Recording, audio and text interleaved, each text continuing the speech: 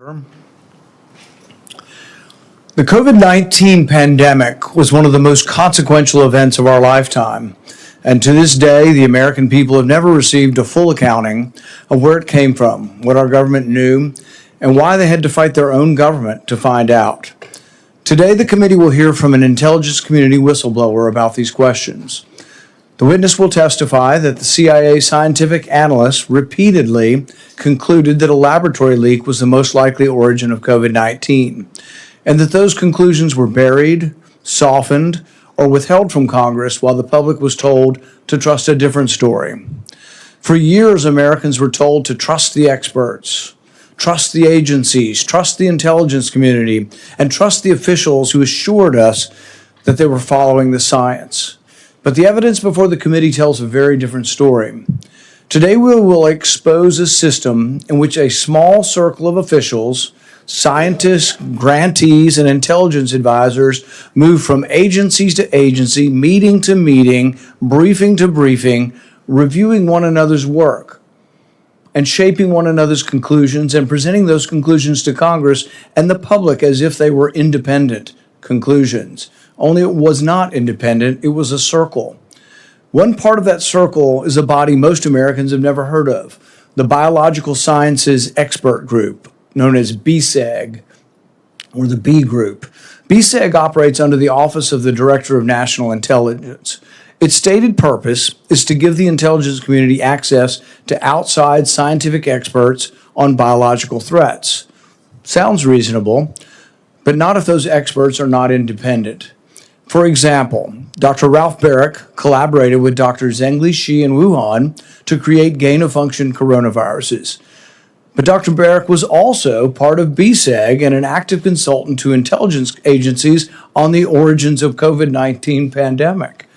Likewise, Peter Daszak received hundreds of millions of dollars from the U.S. government and worked with Dr. Shi also on these gain-of-function experiments.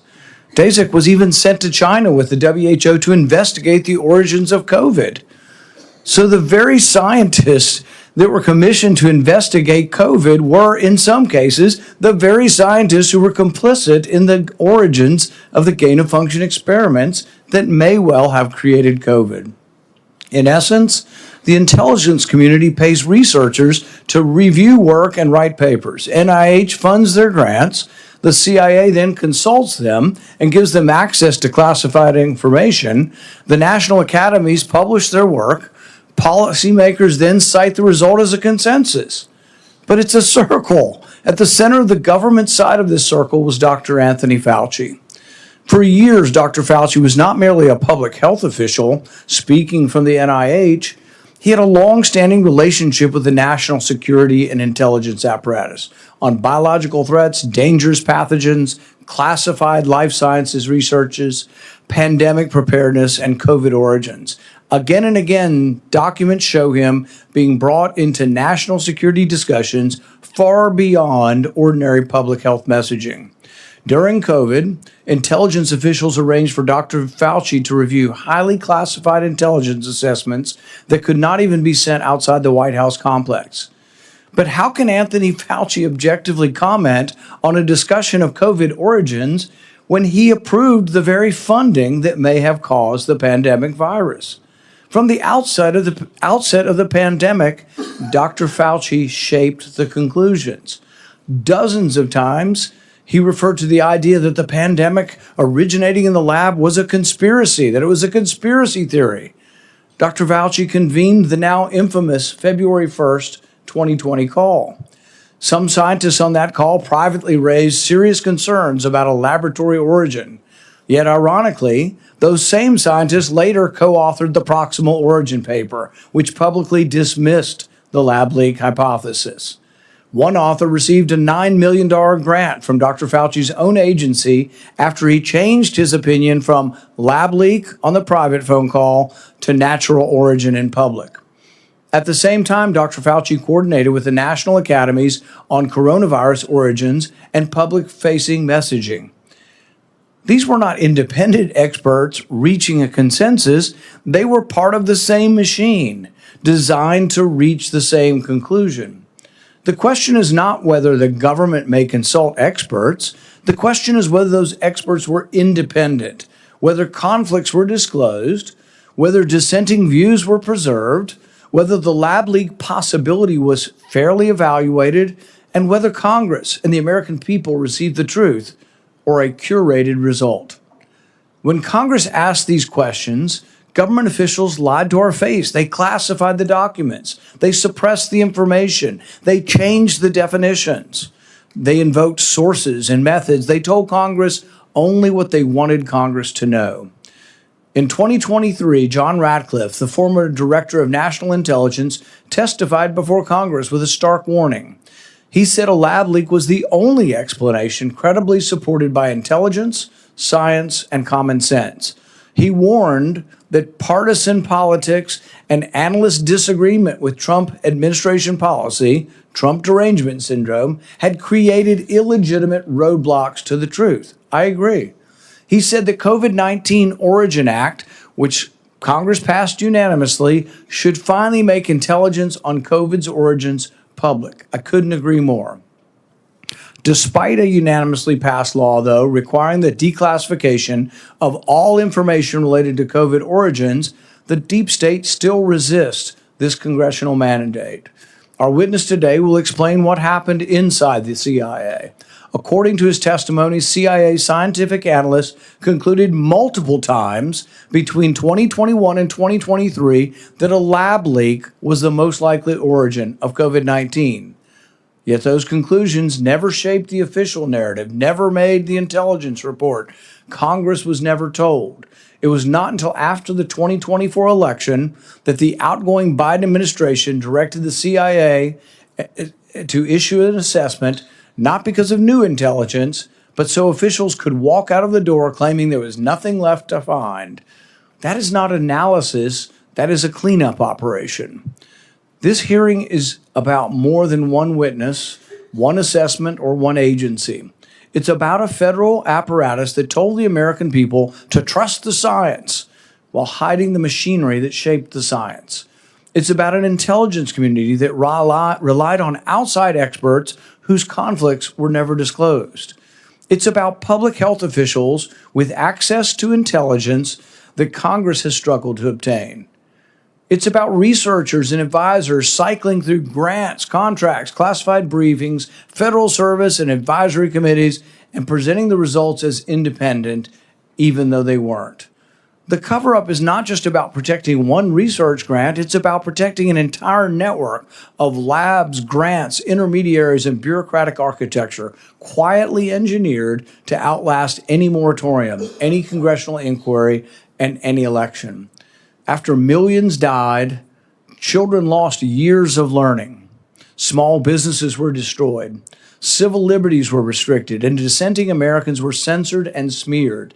The government owes its people the evidence. Our witness is testifying publicly today at great personal risk.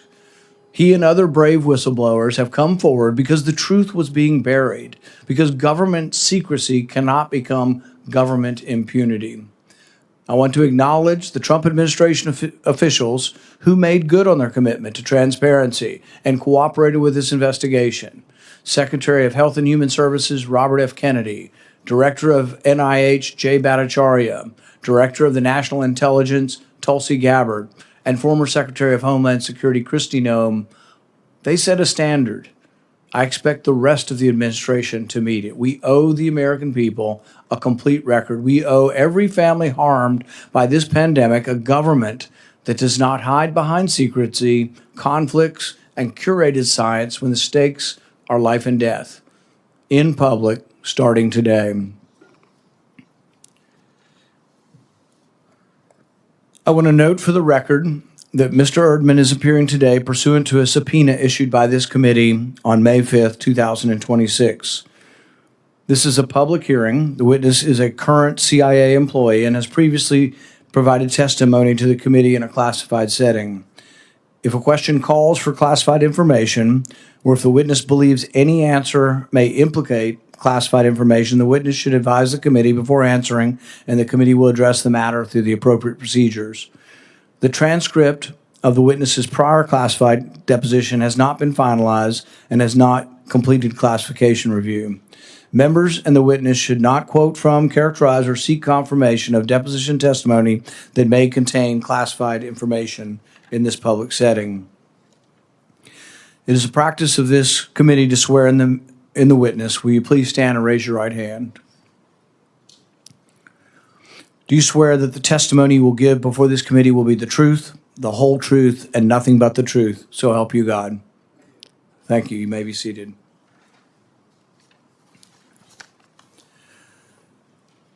James E. Erdman III is a CIA Senior Operations Officer.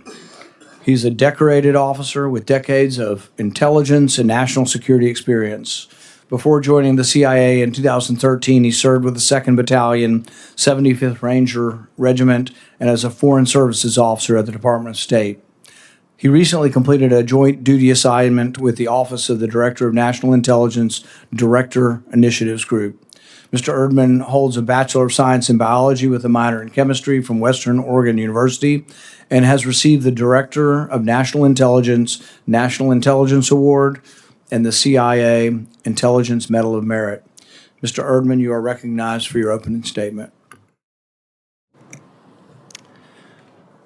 Good morning, Chairman Paul and other members of the Oversight Committee. Thank you for the complimentary introduction, and I appreciate the committee's dedication to transparency and accountability. I am a career CIA operations officer, and as you mentioned, I was on joint duty assignment at the Office of Director National Intelligence Directors Initiatives Group, or the DIG, between March 2025 and April 2026. I was responsible for leading the DIG's investigation into COVID origins, anomalous health incidents, and unidentified anomalous phenomena.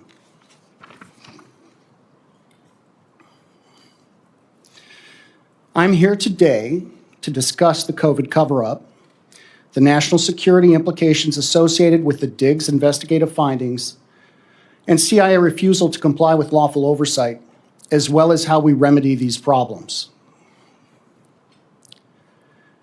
Intelligence community leaders and senior analysts downplayed the possibility that the COVID pandemic originated as a result of a lab incident. Motives are difficult to define given the scope of the DIG's review. Intentional or not, the IC's actions resulted in a cover-up, wasted resources, and a failure to properly inform policymakers.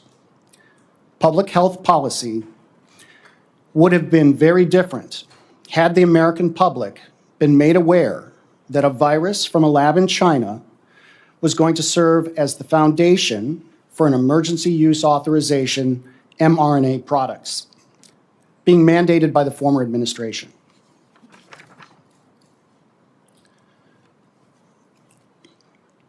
Dr. Fauci's role in the cover-up was intentional. Dr. Fauci influenced the analytical process and findings by leveraging his position to ensure the IC consulted with a conflicted list of curated subject matter experts, public health officials, and scientists. This included some of the authors of the paper, The Proximal Origin of SARS-CoV-2, and other public health experts who have been in his orbit for the last 20-plus years. Some of the scientists were part of the Biological Sciences Experts Group, or the BSEG, an office of Director National Intelligence Advisory Body, whose members often receive considerable funding from NIAID and public health agencies.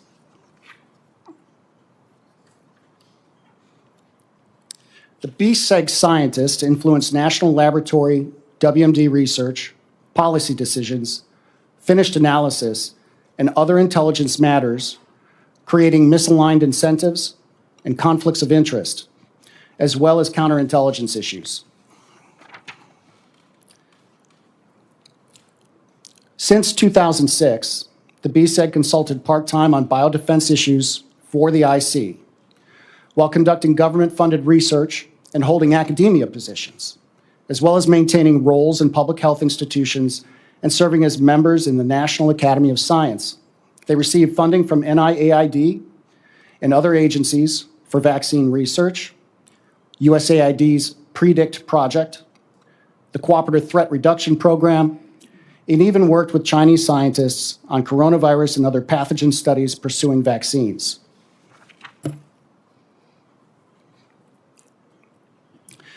There was no oversight monitoring how this web of relationships influenced research, policy, and public health in any holistic way for over 20 years.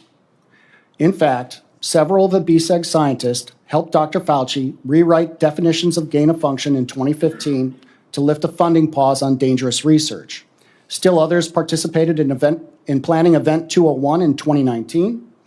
This was a coronavirus pandemic tabletop exercise curiously similar to the events that played out during the COVID-19 pandemic. And it was attended by Dr. Fauci and individuals with IC ties like former DNI Avril Haines. The CIA and DNI analytic managers responsible for examining the origin of COVID made decisions inconsistent with the conclusions of subject matter experts and analytical tradecraft, consistently favoring the theory of zoonosis or natural origin. Following the CIA's COVID relook that culminated in 2023, the CIA retaliated against analysts supporting the lab leak hypothesis.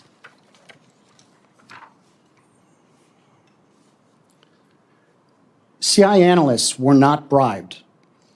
The analysts that supported the 2023 lab leak conclusion took every administrative measure available to them to address their deep concerns regarding the analytic integrity of their finished intelligence.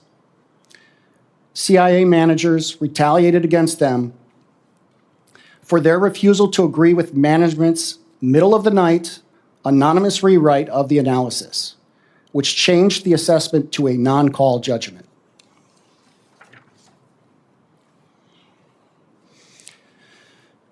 Dr. Anthony Fauci's influence over the IC's COVID origin analysis and the witting and unwitting role some BSEG scientists and IC personnel played in the cover-up exposed why this issue is of deep concern. Failure to address the United States government's inability to differentiate between public health and biodefense, and the oversight-resistant ecosystem of life science actors has been fertile ground for increasingly dangerous continental United States gain-of-function research, as well as similar research conducted in U.S. government-supported labs abroad. Post-9/11 changes in public health and biodefense roles and responsibilities have blurred the lines between scientists, the military, the intelligence community. It has resulted in a deliberately opaque and excessively redundant biodefense research policy and financial infrastructure, seemingly intended to escalate bureaucratic bloat. This is a national security crisis caused by the inability to provide real oversight.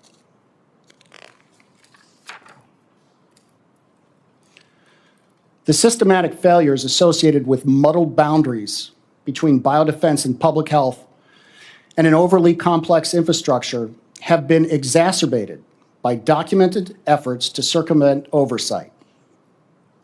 CIA did not comply with lawful oversight during the Diggs investigation. The behavior significantly impacted Director Gabbard's implementation of several EOs issued during this administration and tasked to the Dig. The CIA refused to provide information necessary to understand why analytical standards at the CIA were violated.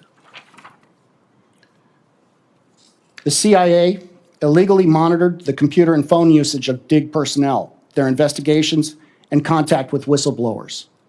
These were Americans being spied upon illegally while executing duties directed by the President and under the authority of the Director of National Intelligence.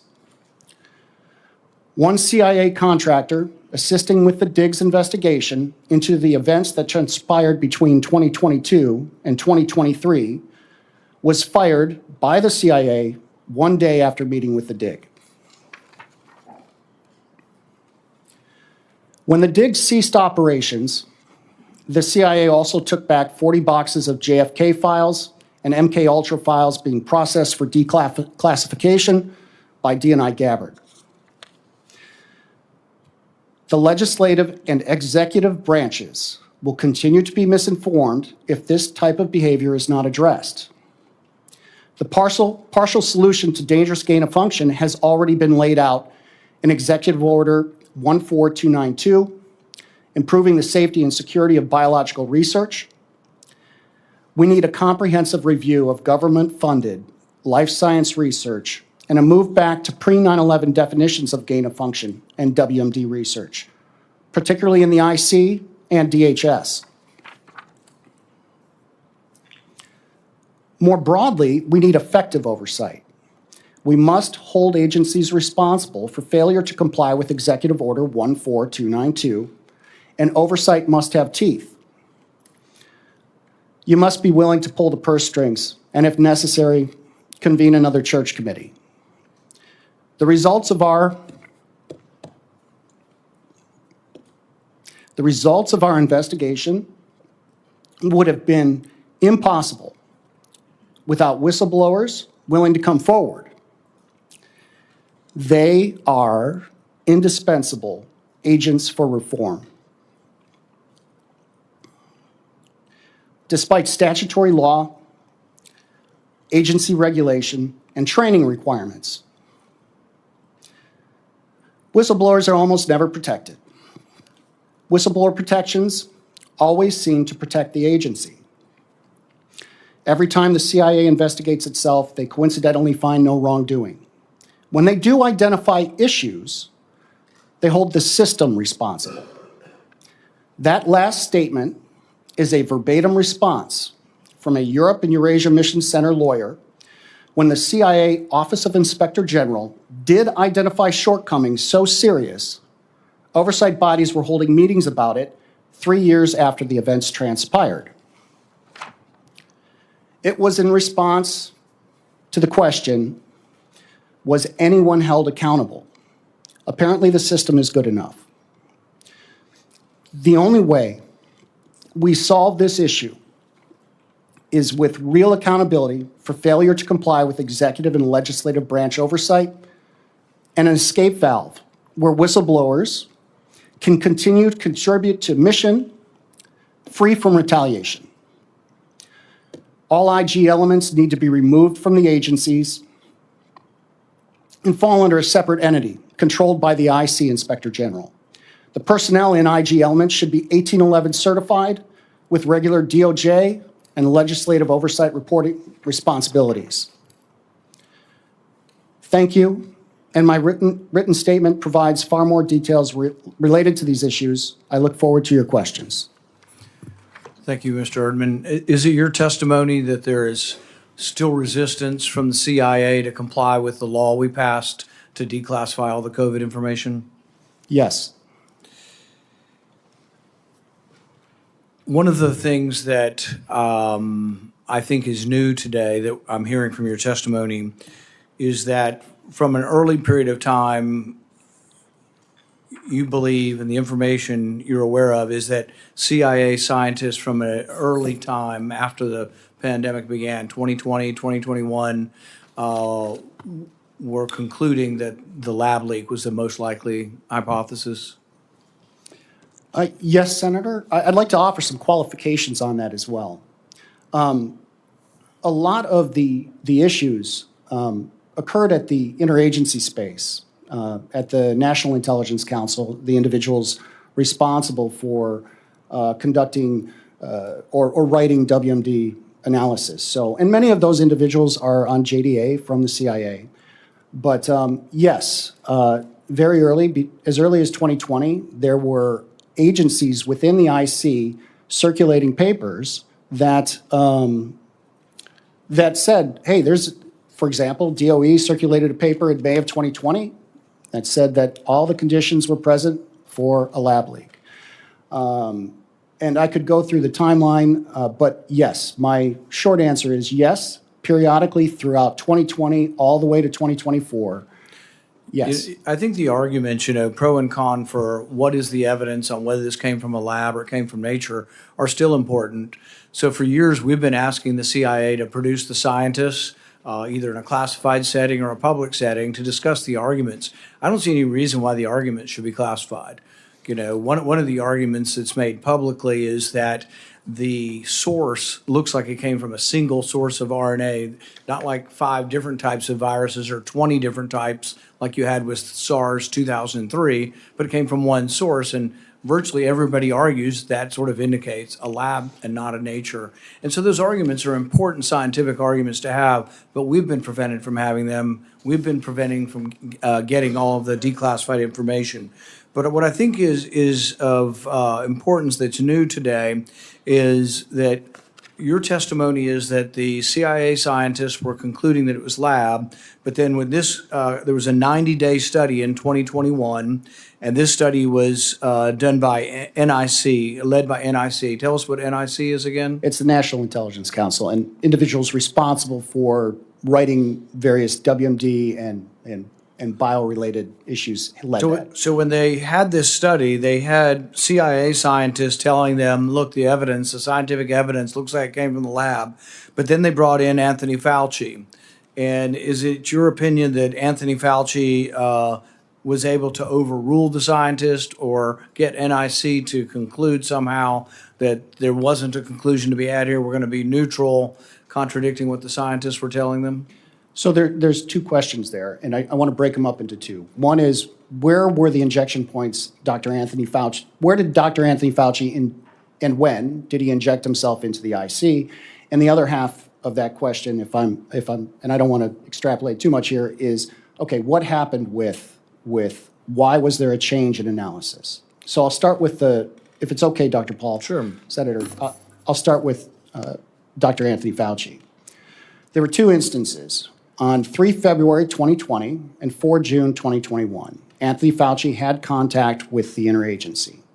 And how to sort of broadly generalize this is that contact was happily pursued within the IC. They wanted that contact. And he provided a curated list of subject matter experts, which coincidentally wrote The Proximal Origin of SARS-CoV-2.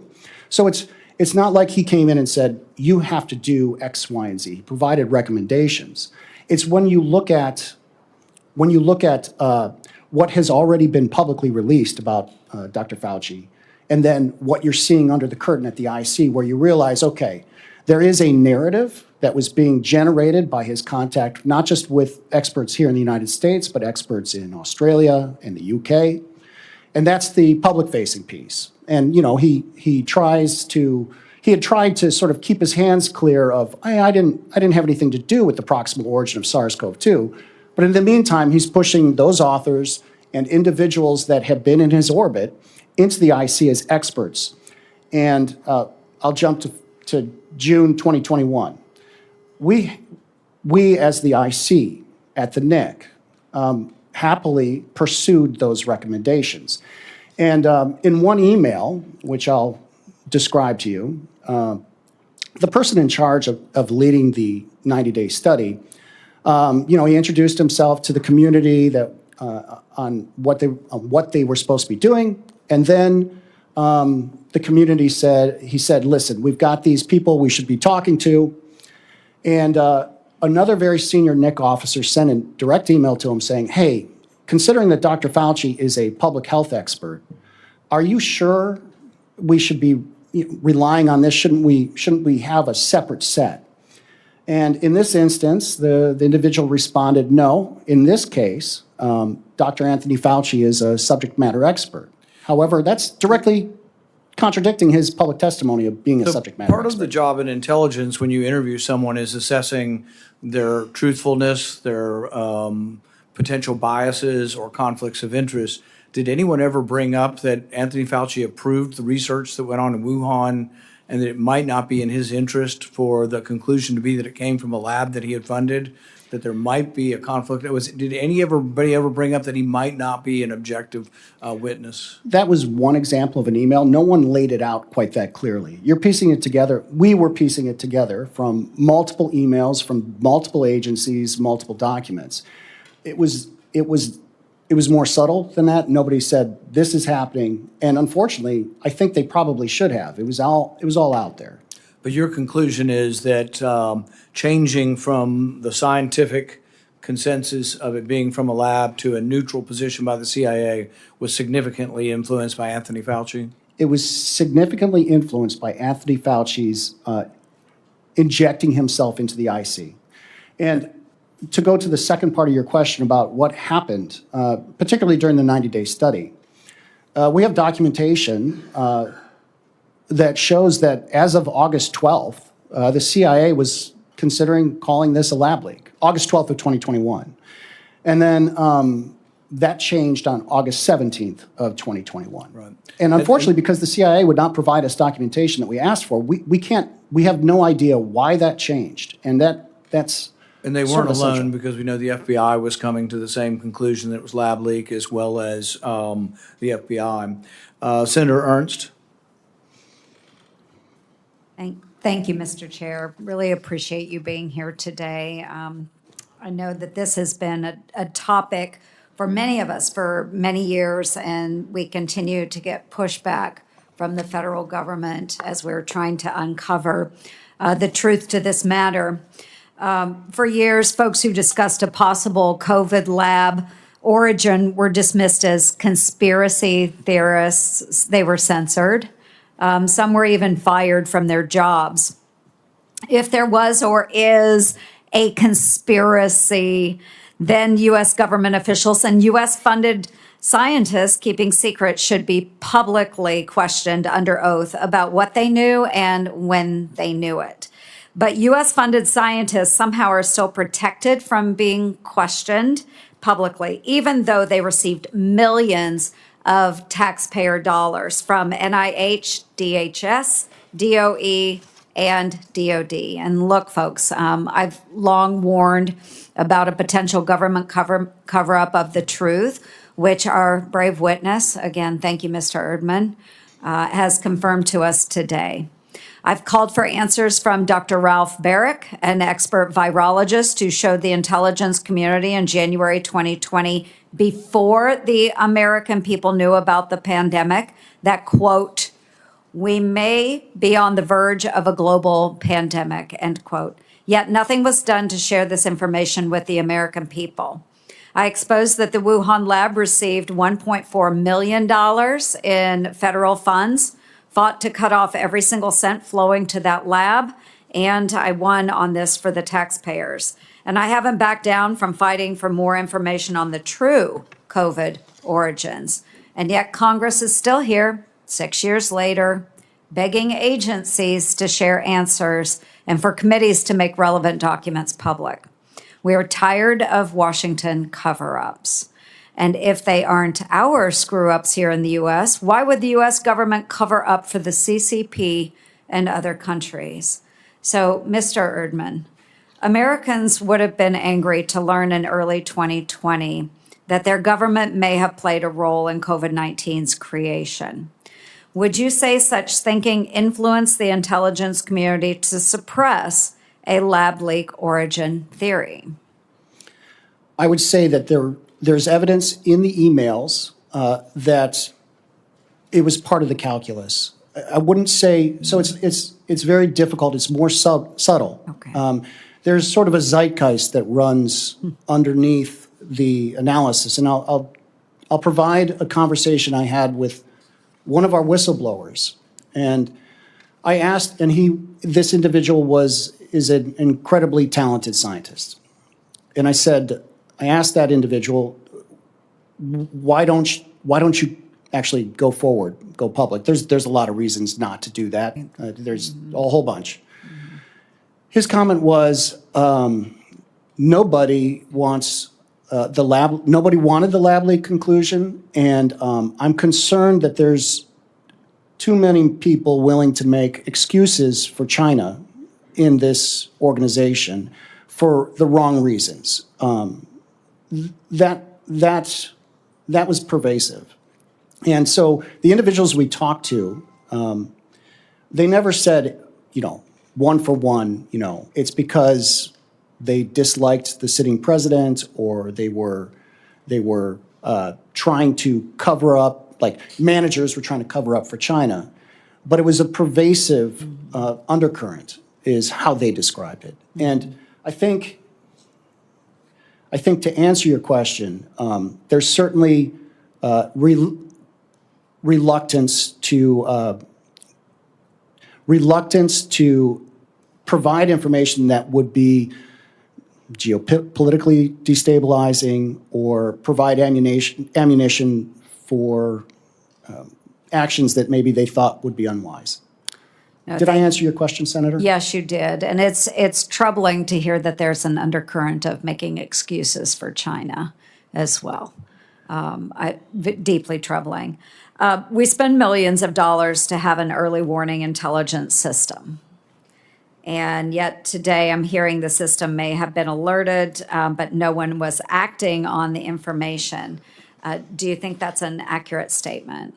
I can't speak to the health agencies. I can say that the IC was certainly aware early on that it looked like there might be an issue. And so the intelligence that had come in, I don't think they sat on it. I don't think they sat on the intelligence. Now, that speaks to maybe a broader issue with the interaction between IC elements and non-IC elements. Maybe there's some improvements that could be made there, but I didn't see the IC sitting on information extraordinarily long. Okay, it could have been agencies then extraneous to the IC. Right, and the bureaucracy is real. I mean, it's just every day sometimes feels like a fight just to get simple things done, and that's just part of working in a large organization. So I'm not making excuses. I'm just saying from the intelligence perspective, I think they identified fairly quickly that this might be an issue. Mm-hmm. And with this as an issue, typically we go back, we do after-action reviews. Do you think this is something that the U.S. government has learned from? I see you grimace. Maybe share a little bit about that, because if this is system-wide across the federal government, how do we stop this from happening again? What lessons have we learned from this, if any? You're still coming forward as a whistleblower. So what have we taken away from this, and how do we prevent this from happening in the future, whether it's, the spread of a pandemic or, what happened within the agency? So I really don't want to go beyond IC too much because I'm not part of like the health establishment. I'm not in that organization. But part of the reason the DIG was pulled together as a task force, it was a temporary tool to perform something like an after-action review and get at the bottom of what happened.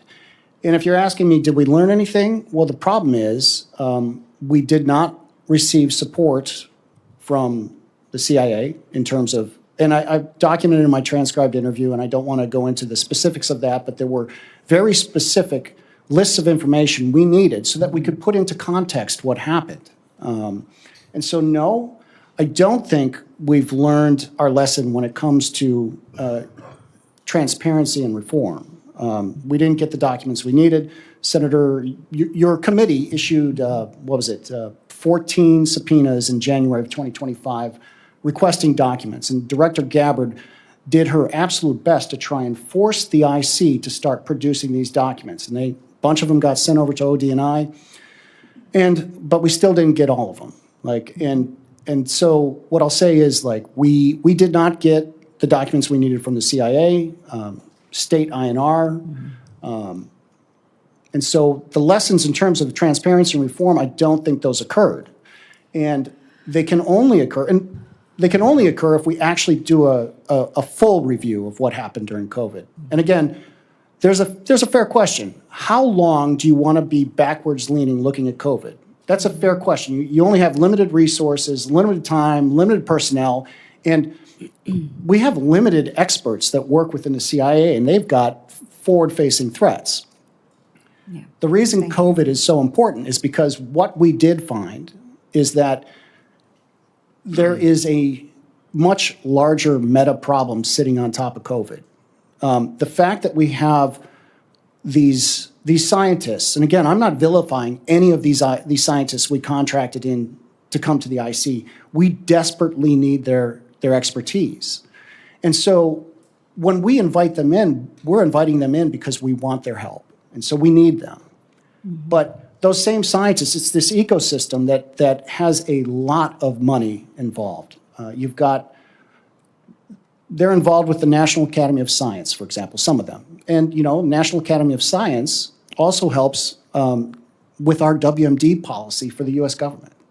Unfortunately, the National Academy of Science also has a great number of Chinese researchers that co-publish. And so if we're not careful, we're going to have Chinese researchers helping us draft U.S. WMD policy. That's not a good thing. You've got the Counter Threat Reduction Program that involves some of these IC scientists. And once you start cross-pollinating like that, being able to tease out and really provide proper oversight becomes so difficult. And you're talking about also multiple funding streams from multiple different places. It's a very complex problem. COVID, we need the AAR so that and it already pointed to the bigger problem. So maybe that's enough, but we need that. Thank you, Mr. Erdman. Thank you, Mr. Chair. Senator Ernst, one thing I would interject as far as lessons from my perspective is the scientists overseeing gain-of-function research can't be the scientists receiving the money. Right. So we voted last year on the Risky Research Review Act. It would be a presidential commission, but the scientists that oversee gain-of-function would not be receiving NIH grants. Part of it is that Fauci had a fiefdom, this enormous fiefdom, and he was controlling the funds, but then there was a danger of that he doles it out to people who agree with him, and I think that was happening. Yeah, Senator Moreno. Point well taken. Thank you, Mr. Chairman. Mr. Erdman, first of all, thank you for your service to our nation in the past, current, and future. Quick question for you, because I've obviously never been in the CIA. Is it easy to be a whistleblower? Is it easy to kind of think about, hey, I'm going to go outside the normal chain of command, or does it come with personal risk, career risk, et cetera? I do not believe whistleblower protections are sufficient to protect whistleblowers. So it's not easy. So it's not easy for you to be here. It is not easy. Especially you're serving now today. What is your reaction when you look at the dais and you see that there's not a single solitary Democrat member here to listen to your testimony? How does that make you feel? My goal in being here is threefold. I want to talk about COVID. No, I get that, but I'm saying, I wish they were there. I wish they were there. You're taking personal risk. You're serving the country. You're not partisan. This is not about politics, but somehow it's become about politics because the Democrats don't even want to hear the conversation about what obviously was a grave error that this country made during COVID. And unlike previous situations, there's never been a situation, certainly not in my lifetime, where you had decisions made that affected generations of Americans, kids that were absolutely deprived of their childhood, businesses that were destroyed, families that were torn apart, memories that you'll never get back, trillions of dollars of economic loss. We should at least have a conversation that isn't partisan. And yet, just for the record, there's not a single solitary Democrat senator that's willing to sit in this chamber and listen to your testimony. I think that's an outrage and an insult to people like you. So I'm going to bring a little more levity to what I just said. Back in June of 21, you talked about that, which is interesting. June of 21. I remember June of 21 as something that came up during a comedy show. I'm not somebody who listens to Stephen Colbert, but he had Jon Stewart on.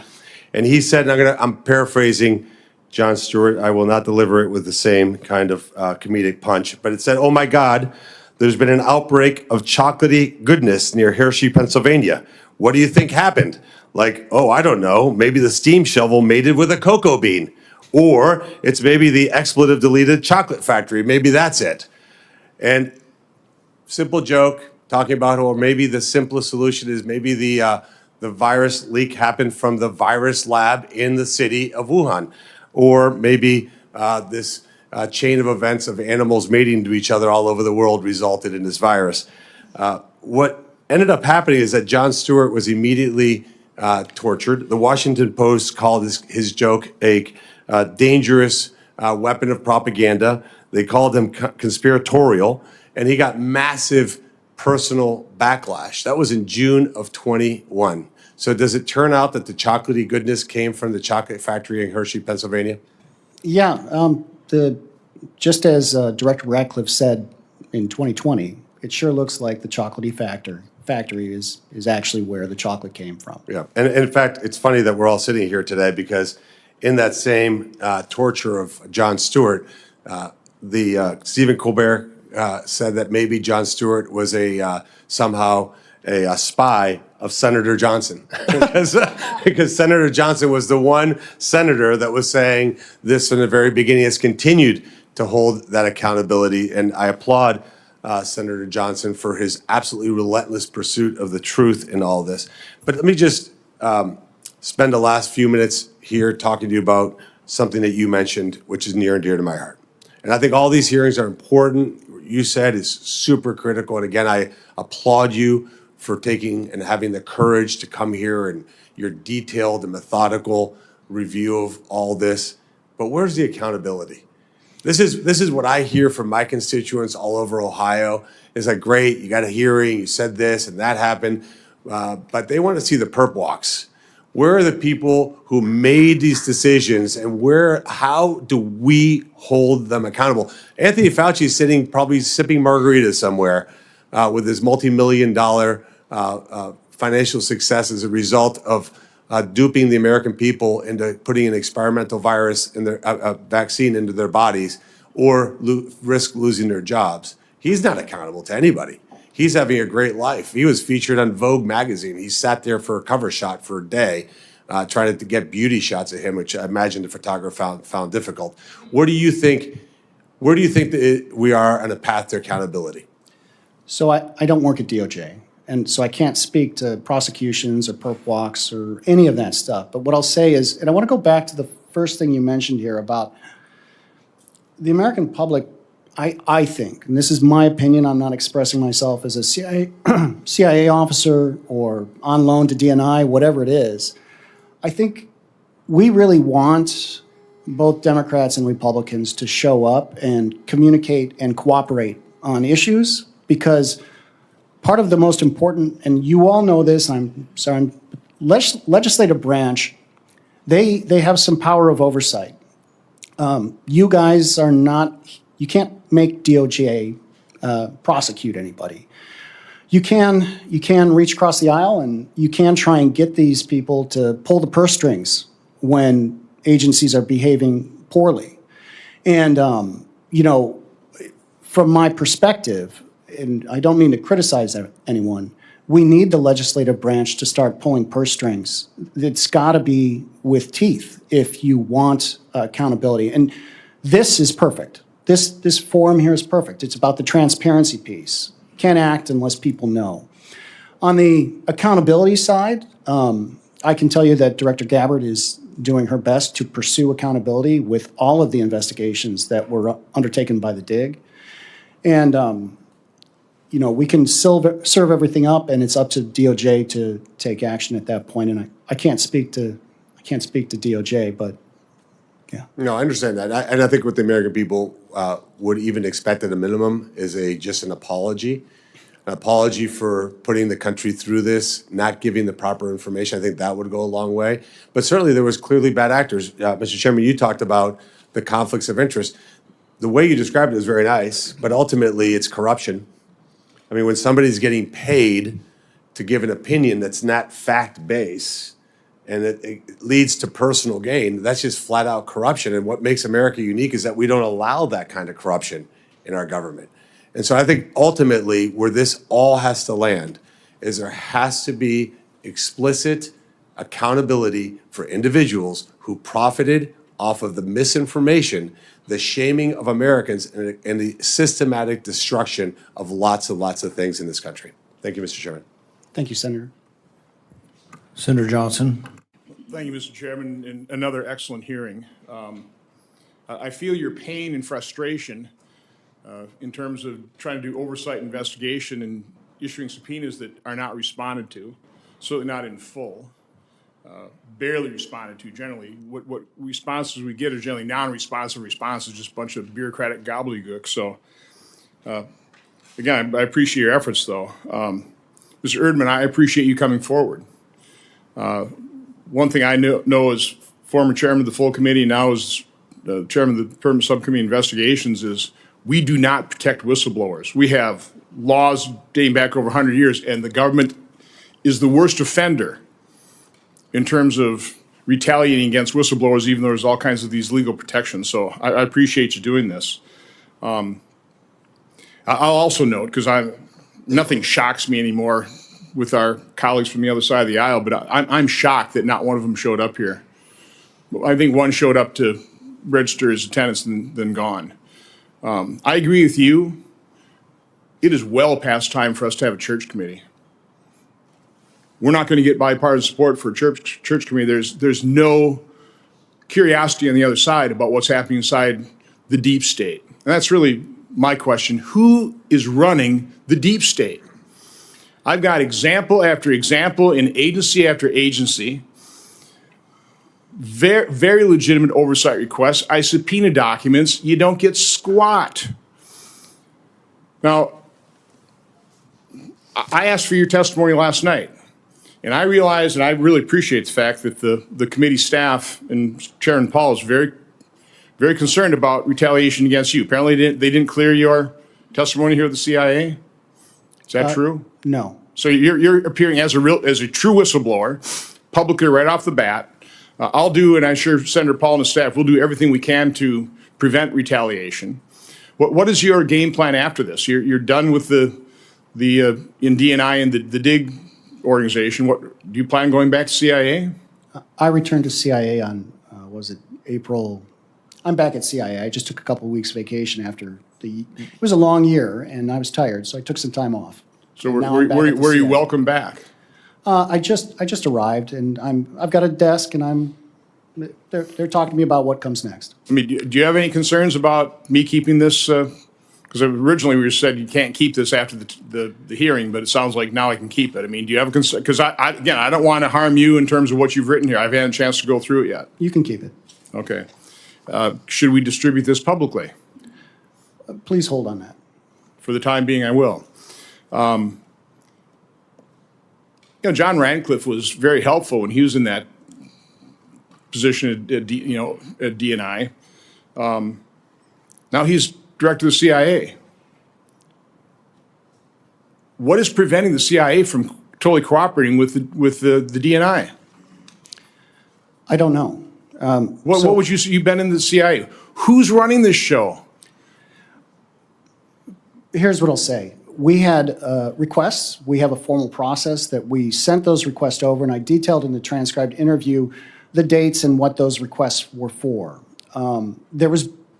It appeared to be bureaucratic slow rolling until the government shutdown happened. Well, that is the technique they use. Yes. I mean, they look at every administration or every director of CIA, and if they don't agree with them, this too shall pass, right? They just wait them out. I mean, that's happening right now in both of our investigations. So, again, I'm calling for a church-like commission. We'll call it the Paul Johnson Commission, okay? We need to figure out who runs the deep state. But in my final 3 minutes, because I held what I thought was a blockbuster hearing 2 weeks ago. It was very good. And this is on my investigation in terms of the harms done by the COVID injection. And I'm going to talk about it right now because it's not being covered by the legacy media. Alternate media, yes. Fox News, Fox Business has had me on. I went on, supposed to be on CNN last week. And I sent in my report and told them that's what I want to talk about. They canceled the appearance. Oh, that's not why. Sure it is. So this is what, and I can do this in 2 minutes and 20 seconds. This is what we uncovered. This is what is being covered up by now the legacy media. On March 1st of 2021, Dr. Peter Marks, head of CBER, the organization within FDA that approves vaccines and also is supposed to surveil those vaccines post-market for safety, was given a multi-page briefing by the main data mining analysts within FDA working with the inventor of the algorithm they used to analyze the VAERS, the Vaccine Adverse Event Reporting System. That briefing told Dr. Marks that the current algorithm, because of the nature of the massive number of claims coming into VAERS, by the way, from 1990 until 2020, on average, about 280 deaths were reported in VAERS associated with the vaccine. 2021 is over 21,000. Nothing to see here. But anyway, so they're using an algorithm. They were warned that this algorithm, because the Moderna and Pfizer are so close together, the way they're analyzing is going to mask and hide safety signals.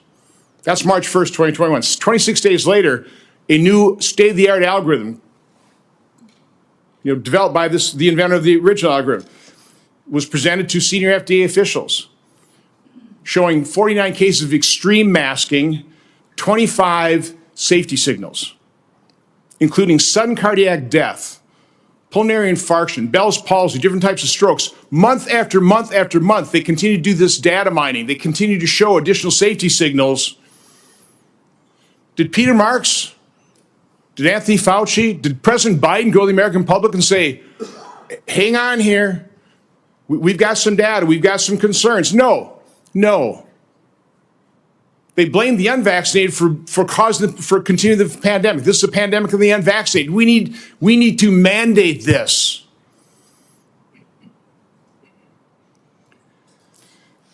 This is what government does. This is what the deep state does. I can't explain it all. My investigation now, because I finally got documents. This would never have happened if we didn't have documents. And by the way, just like we found that David Morin's email that now has resulted in prosecution, where he has a FOIA, you showed him how to make emails disappear. If you send me something sensitive to my Gmail, we have the same types of evidence in our report. We need to get to the bottom of this, and right now I'm just using this moment. I need the mainstream media, CBS, ABC, CNN, to step forward and start covering what is a major scandal. How many thousands, tens, hundreds of thousands of people are permanently disabled or possibly lost their life because our FDA hid the fact that there were safety signals screaming at them with the COVID injection? So again, you can't answer all my questions in terms of but we need to figure out who is running this deep state. Thank you, Mr. Chairman. Senator Johnson, I completely concur with the call for a church committee, but I'll tell you how difficult it is. Church committee was like 1975, 50 some odd years ago. I've been trying to get the classified version of the church committee for over 2 years. But I'm being blocked by the Intel committee, including someone from our own party is blocking having me. They've shown me a room with 400 boxes, and I can go look in all the boxes to see if I can find it. My staff's not allowed to go in the room, but they will not reveal to me something that's 50 years old that should be declassified for the public, much less for me. Maybe we should go together. It probably only takes us about 4 or 5 years to dig through all the boxes. That's right. Senator Hawley. Thank you very much, Mr. Chairman. Mr. Erdman, thank you for being here. In March of 2023, the Senate unanimously passed legislation requiring the Office of the Director of National Intelligence to declassify all, I believe the exact language is, declassify any and all information related to potential links between the Wuhan Institute of Virology and the origins of COVID-19. I have some familiarity with this legislation because I wrote it. It passed the House unanimously. President Biden signed it into law under, I think, popular duress. As you may remember, well, first of all, are you familiar with this law? Oh, of course, yes. As you may recall, it set a statutory deadline of just a couple of months later, which the Biden administration promptly ignored and blew through. When they finally did release the report, I think we've got a picture of it here that'll appear over my shoulder. It was all of 5 pages. Yeah. Here it is. Wait for it. 5 pages. Remember, the law says any and all information. 5 pages, heavily redacted, even the 5 pages. I think one of those pages is like a cover note or something. Yeah, here it is. The executive summary, 5 pages. This is, according to the Office of the Director of National Intelligence, this is any and all information related to COVID-19 and the Wuhan Virology Lab. Now, you've been on this task force that has reviewed these documents. Is this all the information the United States government had? That is not all the information. And I'll tell you a little story about that if you'd like. Please. A little story about your 5 pages there. So there was a classified report being written at the time all of this was going on. And I assumed as I'm reading through the documents that they would just take that classified report, which didn't look like that, and they would just redact it. And because I'm reading through the documents, but that is not what happened. They decided to write a different paper instead of what was already. Who you say they? Who's they? The National Intelligence Council. The National Intelligence Council was at the time that the law passed was doing a thorough review or doing a review. We don't know how thorough. How many pages? You've been on this task force. You've gotten a sense of, if it's not 5 pages, how many pages worth of information would you guess the United States government was in possession of related to Wuhan lab and COVID possible links? I can tell you that Director Gabbard is working through, I believe, 2,000 pages. 2,000? They're trying to get released in the first batch. This is the law states yes, any and all, but there's still the requirement to run it through the different agencies to ensure that there's not some sources and methods. But there's like 2,000 pages. 2,000 pages. 2,000 pages. I want to show you what Avril Haines, Director Haines, said to me when I wrote to her, Senator Braun and I wrote to her following this outrageous, ridiculous report. She wrote back to me and said, well, we declassified only what we could without endangering sources and methods. Only what we could. 5 pages of summary that itself has redactions. The 5 pages have redactions. And you're telling me there are literally thousands of documents. Why are they hiding all of this material? I can tell you that the interagency process of declassification is highly bureaucratic, and that is being worked. And I think you saw just a few days ago, Director Gabbard released some information about the labs. Was Director Haines, Avril Haines, was she involved in making the decision not to release the material? I don't have any proof that she was involved in the direct decision. I have no emails saying that directly, but. It was her office, and it's her signature on the letter to me. It's her office that sent the 5 pages. She's the one who said, this is what we have. This is all we have. You're telling me there were 2,000 plus documents. No, I'm they telling sent you us that 5. The first swath of documents that we're looking to, there's many more than that. I got you. Many more. Let me tell you what this so-called 5-page report, what it said in its substance, to the extent there was any. They said, number one, that nothing that was researched at the Wuhan lab could plausibly be a progenitor of SARS-CoV-2. Number two, they said there is no evidence of any research-related incident involving Wuhan employees that might have been related to the pandemic. Now, in your experience, given what you have seen, are those true statements? Some of that would have to be covered and classified, but no, they're not true. If we wanted to get into details, I don't believe that's true. So the United States government first deliberately violated a law passed by Congress, signed by the president, that ordered them to release all information related to the Wuhan lab, number one. Number two, they then violated the law again by withholding thousands and thousands of pages that they had at the time and knew were covered by the law. And number three, the conclusions, so-called, they released to the public are false. If that is not a cover-up, I don't know what is. And if our elected officials and unelected officials in this case, in the IC and ODNI, if they can get by with blatantly violating the statutes of this country and lying to the American people, I'm sorry, but we don't have a democracy anymore. I don't know what it is, but it's not a democracy because we, the people, aren't in charge. These people are in charge, and they're lying to us every single day.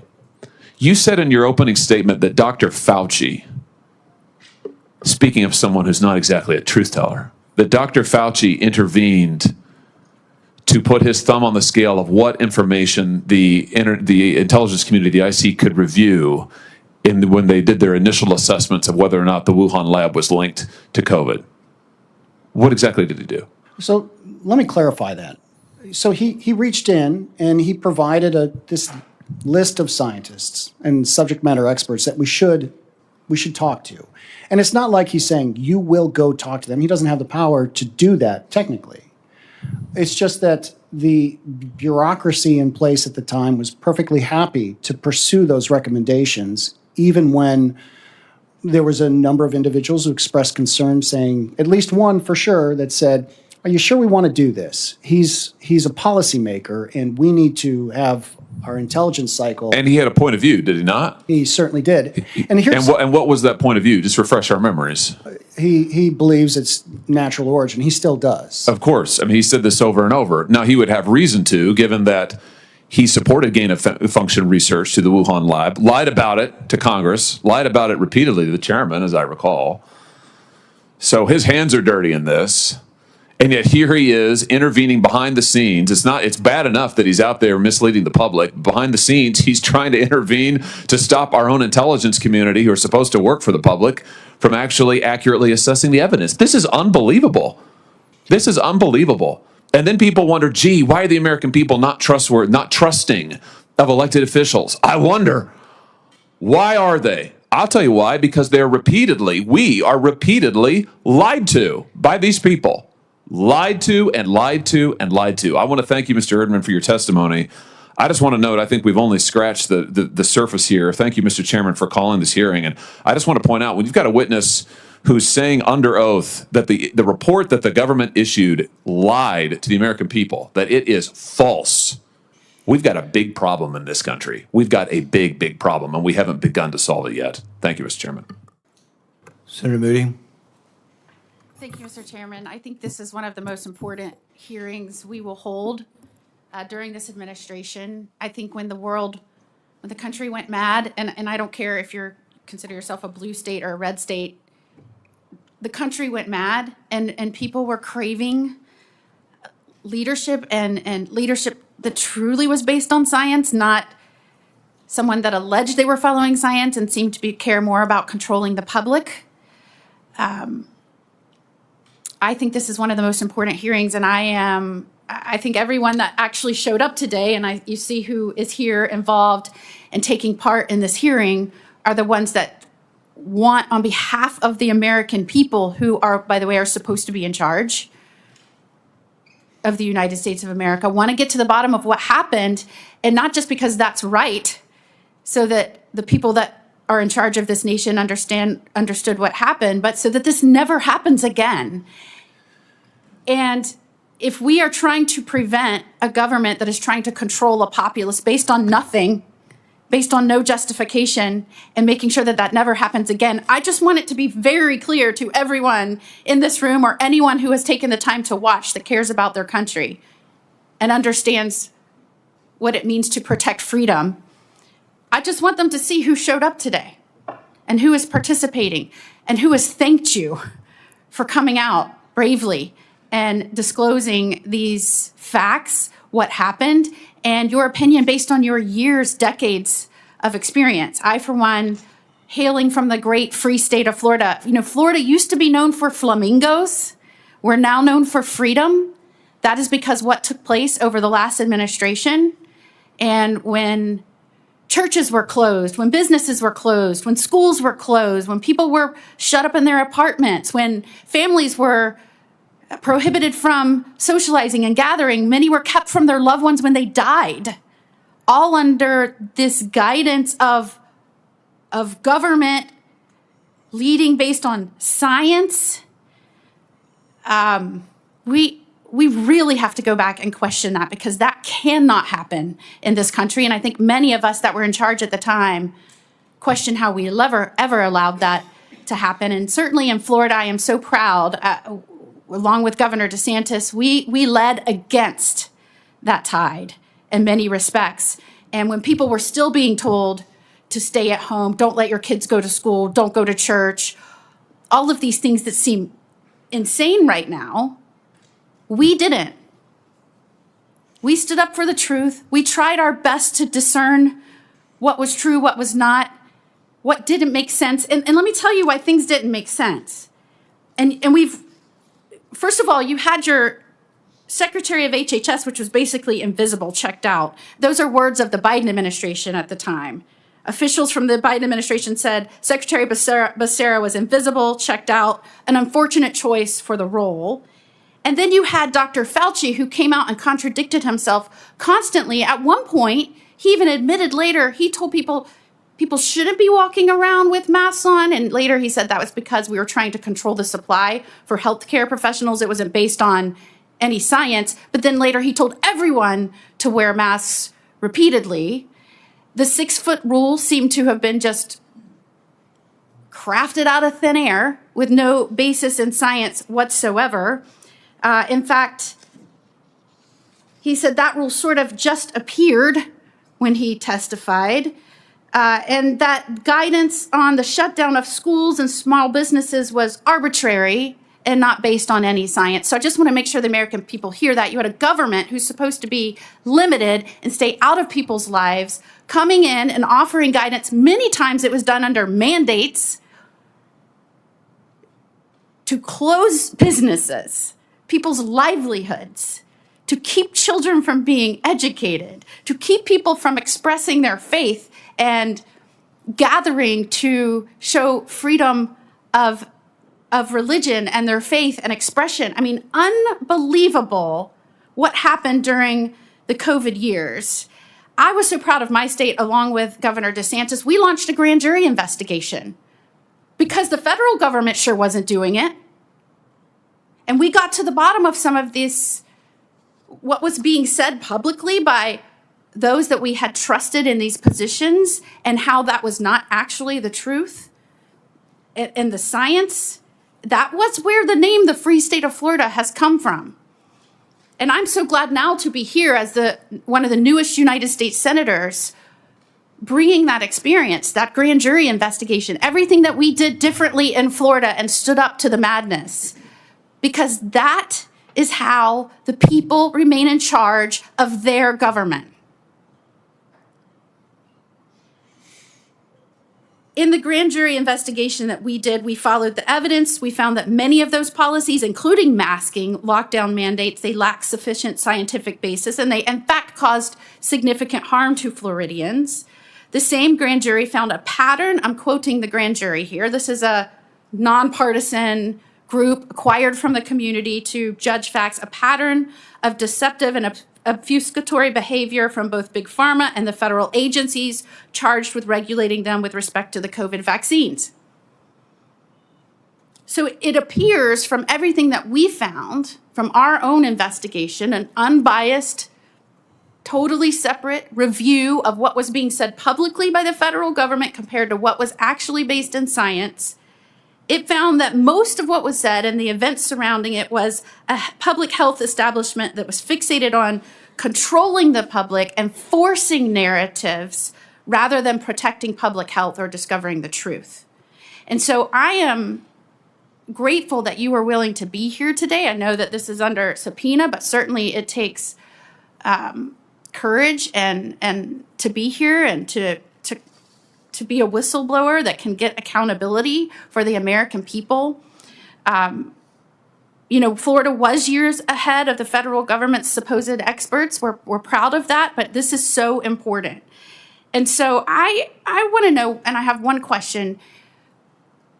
We're getting to the what. What happened? We were glad that Florida led on that. Even while people remained locked down, we were trying to get to the answers. What happened? But in all of your reviews and what you've been able to compile and what you're saying today, what is the why? Why? Why did the cover-up happen?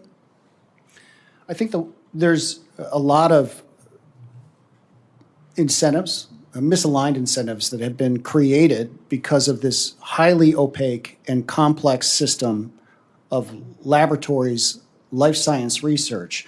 And the IC is just one component of that. Why did it happen inside the CIA and inside DNI and inside the interagency space when they were doing the analysis over the course of 4 years? Part of it is iron rice bowls. Your normal bureaucratic issues where one agency has this, another agency has that. There was groupthink. You could see it happening in real time as you read from beginning to end. I'll give you a couple examples.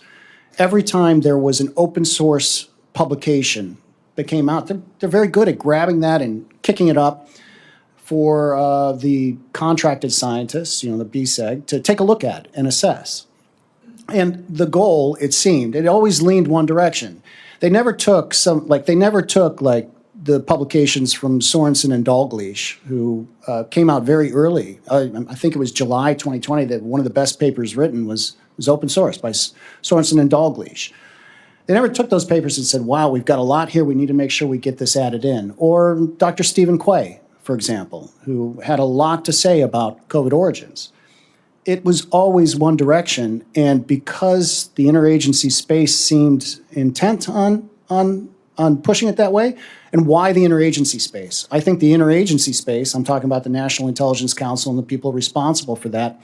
I mean, these are people who have relationships with the National Academy of Scientists and the National Academy of Sciences. They've got relationships with the WMD community, and they're all part of the same, I don't know, ecosystem. The planets are all revolving around the same star.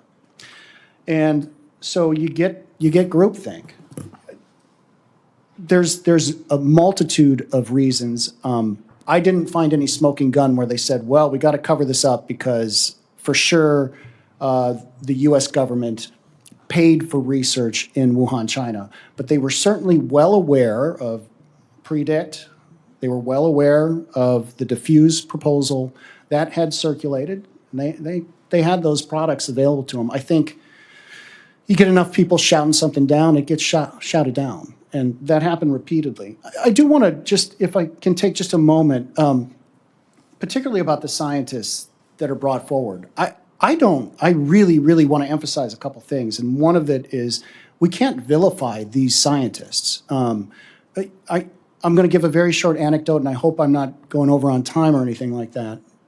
But when I got hired to the CIA, I can't tell you how proud I was.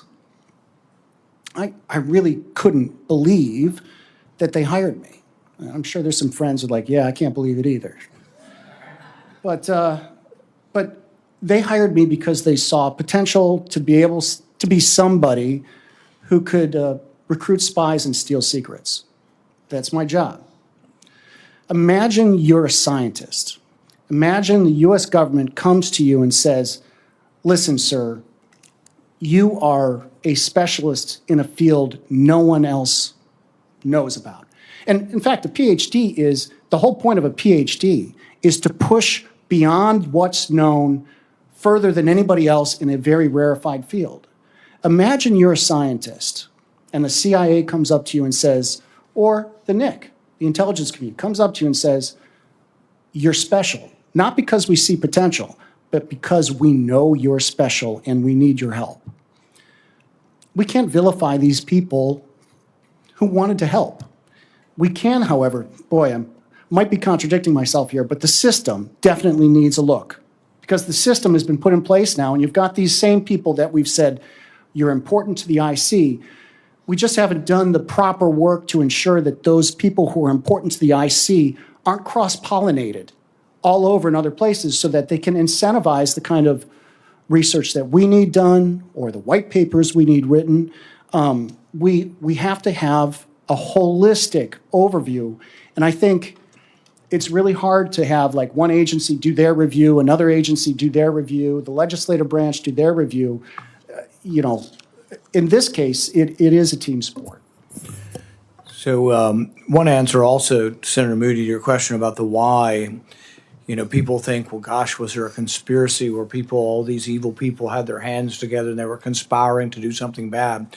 And I think George Carlin put it the best. He said it isn't required that you come up with a conspiracy where interests converge. And I think the interest is we funded a lot of dangerous research. Accidents have happened. This was an accident. In all likelihood, this was an accident. Even the Chinese probably didn't want this to happen in Wuhan. It was an accident. But the interest is that if you funded that research for 10 years, wouldn't I logically want to ask you why? Why you did this funding. And so there are dozens of people throughout government who did cover this up, maybe hundreds. They don't even know each other necessarily, but they had a hand in funding this research through the years. They've been in favor of it. It's been a big debate. For 20 some odd years, there's been a huge debate, maybe longer. People think this is the first virus that got out. One of the most, it's not as much reported, but one of the most famous viruses that got out was the Russian flu of 1977. And we're not sure it came from Russia or where it came from, But the interesting thing is nobody over 24 got the flu. Zero, not one person. Why? Because the Russian flu of 1977 had the exact same RNA structure as a flu in 1953 that had been kept in a lab somewhere. How do you get an identical virus 30 years later? Viruses mutate every couple of months like COVID has. There is no way to have an identical virus unless you got it from a lab. So proof positive that the 1977 flu actually came out of a lab. An accident, once again, an accident. There's a woman who's written about this. I think her last name is Young. She says that over a period of years, like 1,500 major accidents that she's cataloged. So it's not only about malfeasance, it's about safety of these labs. In fact, some people were finally convinced that this came from Wuhan because it was a BSL-2 instead of a BSL-4 for much of the time, that it didn't have enough safety precautions.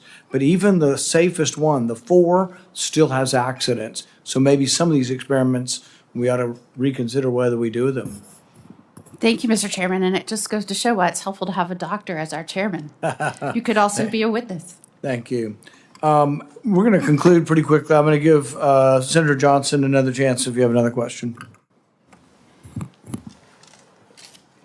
I've got a quick question, then I want to go someplace else. In September 2023, we apparently had a CIA whistleblower come forward, and there are news articles written about this, that 6 of the 7 analysts to describe this were bribed to change their analysis. Is that true? No. So there's some clarifications on that. What is true, and I thank you for bringing up this question, Senator Johnson, because this is one of the things I wanted to make sure the record was corrected. So, and if I have just a few minutes here to sort of talk through this, there was new information that came out in 2022, and it forced the community to try and conduct a relook. There were 10 CIA scientists, I'm talking from the CIA side now, not on the NICS side, 10 CIA scientists that were said, why don't you go ahead and do a COVID relook? On that team, there were 7 SMEs, subject matter experts, technical experts with lab experience, medical experience, and so they began their relook. And by the time they wrote their paper, they wrote a paper and they said, we're assessing this as a lab leak. 8 of the 10, according to multiple whistleblowers, 8 of the 10 were definitely leaning in on lab leak. They sent that paper, that draft paper, up to the Weapons and Counterproliferation Center front office and said, take a look. And magically, a new report shows up that allegedly contradicted the information that had come in earlier that year. The multiple people we spoke to said, yeah, it didn't really contradict it. But they were told, go back to the drawing board and do a reassessment. So the interagency got involved. They were having discussions. So they go back to the drawing board. And by the time 2023 rolls around, they've got their answer. They say, 6 of the 7 technical people on that team. So there's 10 people on the team. 6 of the 7 technical experts say, yep, we still think it's a lab leak. We still think it's a lab leak. And they were sticking to their guns. Management changed the analytic line. They changed the conclusion to a non-consensus call. Actually, worse than that, they said that the exact words were, I don't want to get this wrong.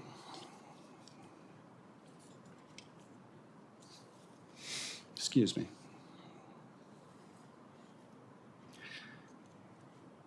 We may never precisely know the origin of SARS-CoV-2.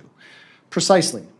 Precisely is not a term analysts use. They use like low confidence, medium confidence, yes, no. Precisely is a word you use when you want to deliberately end discussion. Because do you know how many resources we need to precisely know the origin of SARS-CoV-2? So again, I want the chairman to indulge me a little bit more here.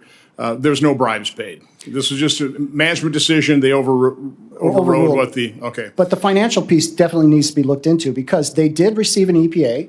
They got it. It's $1,500. Okay, so it may be true then. No. Let me be very clear. There were no bribes. They received an exceptional performance award. They were upset with it, and it was not a bribe. But what I will say, Okay. the people who They were not, rewarded for. their work, they didn't know they were going to get it. Okay, They were not. I got you. Okay, I got you. And I understand this distinction. 1 point and 1 question. Just received this from Liz Lyon, the CIA Director of Public Affairs.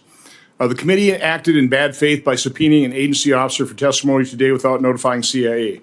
Despite having already obtained closed-door testimony from the individual previously, the witness testifying today is not appearing as a whistleblower in pursuit of the truth, but instead in response to the subpoena issued by Chairman Paul. This proceeding amounts to nothing more than a dishonest political theater masquerading as a congressional hearing, as the CIA has already assessed COVID-19 most likely originated from the lab leak, and efforts to undermine that conclusion are disingenuous. I'm calling on CIA Director Radcliffe and this person to apologize to Chairman Paul and this committee. This is not political theater. I have years and years and years of built-up frustration of agencies like the CIA, Department of Justice, the FBI, HHS, snubbing our oversight, giving us the big middle finger. And that's really leads me into my question. You talked about how proud you were. Okay, I can imagine that. My belief is I'd say most people serving in government, all these agencies, are doing good work. They're patriots. Why aren't there more people like you? I mean, you saw Senator Hawley's, the 5-page snub, the 5-page middle finger saying, any and all, this is it. And people inside the agencies know that's not the truth. They know that is a big, fat lie. What happens inside the agency that people, good Americans, patriotic Americans, people who believe in democracy, witness that and realize the agency they're working for is lying bold-faced to legitimate congressional oversight, legitimate congressional investigations to the American people? What is causing this? 2 answers. 1, we need more leaders like Director Gabbard, who pulls together a task force of people to actually pursue this, despite the difficulty in wrangling agencies to do the right thing. I think the second thing I'll say is it's a minority of officers. I mean, most of the people joining the CIA are barrel-chested freedom fighters. Like, they're out there wanting to do the right thing. As you matriculate upwards into the bureaucracy,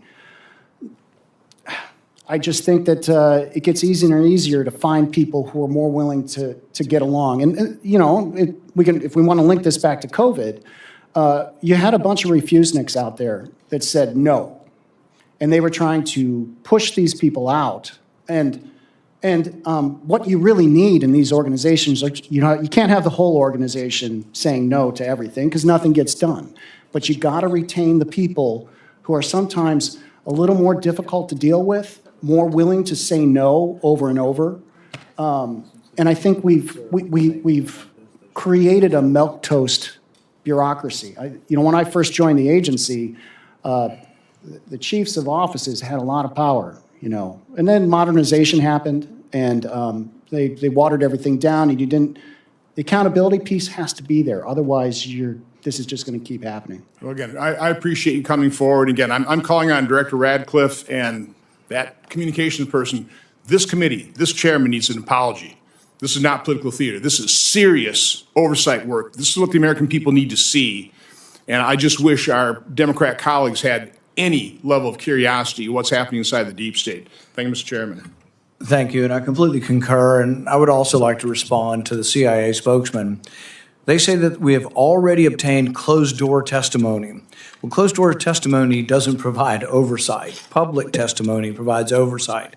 We have asked them for public testimony and for oversight. We would love to have the scientists, the 6 or 7 scientists that were commissioned to look at this, we'd love to see their report. Why would we not be allowed to see their report? I can't even read that in private. But that should be public, the science. If there are sources and methods, mark them out, redact them. But we should be able to see that. But for them to have the gall to say, oh, we allowed the witness to testify in private and that should be enough. No, you were told by Congress unanimously to declassify this material and you send us 5 pages. Imagine how many, you mentioned maybe 2,000 pages. DOE has a report. That's got to be 40 or 50 pages, but the base documents for DOE's report are probably run into the hundreds of pages just for that one report. And they did a great analysis of this, but still most of that is not available to the public. Why does it need to be available? Because this is going to happen again, and we need to be prepared, and we need to talk about it. One of the other things we didn't get to in this hearing, but we need to talk to, how do you prepare for the next pandemic? Well, one of the things that actually worked was monoclonal antibodies. We need to be talking about how we can quickly produce them again, how we can quickly get started on things like that. What worked and what didn't work. Masks didn't work. 6 feet of distancing, there was no science. They say follow the science, and yet it looks like everything that happened at the CIA was the politicians overruling the scientists. The scientists were concluding this came from the lab, from a lab leak, in all probability. The politicians were overturning them once at 2 in the morning. So that is one of the takeaways from this, is that, yes, follow the science and the scientists, and that the scientists need to not have a conflict of interest. Which leads me to the final point I'll make before we conclude. I applaud the Trump administration for an executive order saying no more gain of function. It is head and shoulders above anything. The Biden administration really didn't do much of anything on this. The Trump administration is trying to live by that. The reason it won't work forever is that people who have a Weasley way with words, let's say Anthony Fauci, will come back into play, and half of his lieutenants probably still work over there. One of them will get in power again, and all they will simply say is, oh, creating that new virus that grows 10 times faster and grows better in human cells, oh, that's not gain of function. Because that's what Anthony Fauci was doing. He was still doing the gain of function research. He was just saying, oh, the way I look at the definition, that's not really. So we do need a commission. And what I proposed is the Risky Research Review Act. There'll be a presidential commission. It'll have scientists on it. They will be experts, but they will not be currently in the employ of government competing for grants. I think that is a conflict of interest.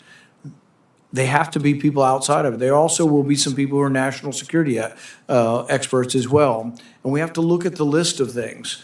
One scientist, Dr. Esfelt, ordered off the internet under Biden's policy. He ordered snippets of DNA from here and here, chopped them up, put them together, and he made the Spanish flu. Now, he told the FBI he was doing it because he wanted to prove a point. He didn't create the infectious portion of the Spanish flu, but he said, look, I can do it by just ordering DNA. So there are a lot of things that have to be addressed, and unfortunately, it's somehow a partisan issue, and we're not getting anywhere. But I want to applaud you for your courage in coming forward. You did come forward at the response of a subpoena. That is a lawful subpoena, and I see no reason that anyone should try to punish you. If anybody does try to punish you, I can promise you that we will defend you. Thank you very much. Thank you, Senator Meeting's Paul. adjourned. Thank you. Yep. I would like to thank our witness for joining us here today to share his testimony and expertise with the committee. The record for this hearing will remain open until 5 p.m. on Wednesday, May 13th, 2026 for the submission of statements and questions. For the record, the hearing is now adjourned. Thank you.